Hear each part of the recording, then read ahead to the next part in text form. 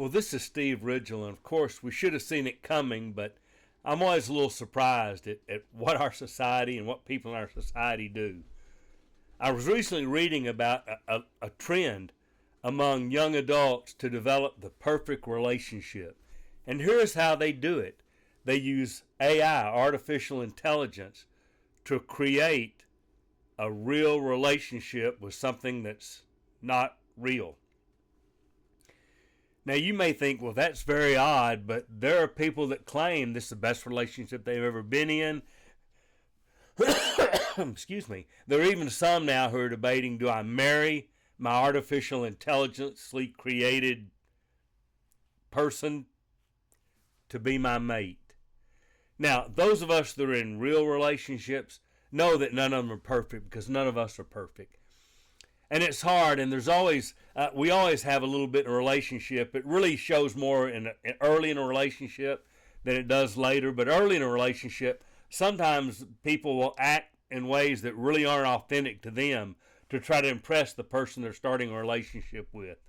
They'll be kinder or gentler, or they'll go to church and they really don't want to, or whatever it is. Of course, the longer you're in a relationship, the more they know you and the less you can do that. Because real relationships are made with real people in real life.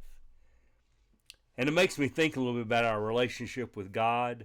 It's the perfect relationship in some ways because, well, one, He is perfect. But number two, that's the only relationship that absolutely, authentically knows everything about me and loves all of me anyway. Now, He doesn't always love what I do. But God, He knows everything about me and loves me. I can't fake out God. I can't be nice to God and Him know that deep down inside I don't mean it. He knows. I can't go to church and act like I'm worshiping God. I may fake everybody around me out, but I can't really fake out God. He knows my heart. And that really matters to me.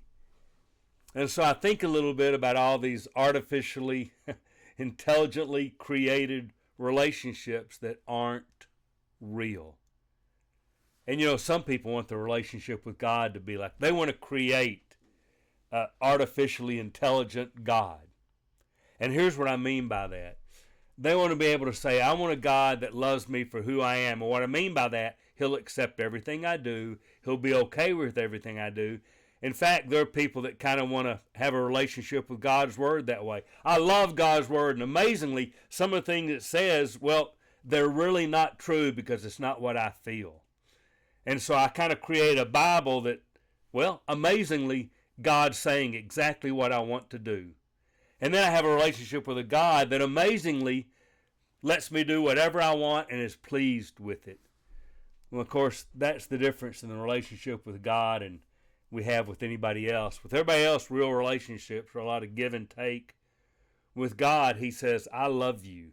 Here I am. I will give my Son to die for you. But I don't change for you. I am unchanging. And I want you in a relationship. But you change for me.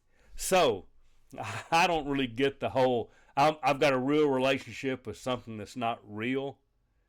But I really do want you to know the relationship with God is, and if you don't have one, it can be for you, absolutely the most genuine thing in your life.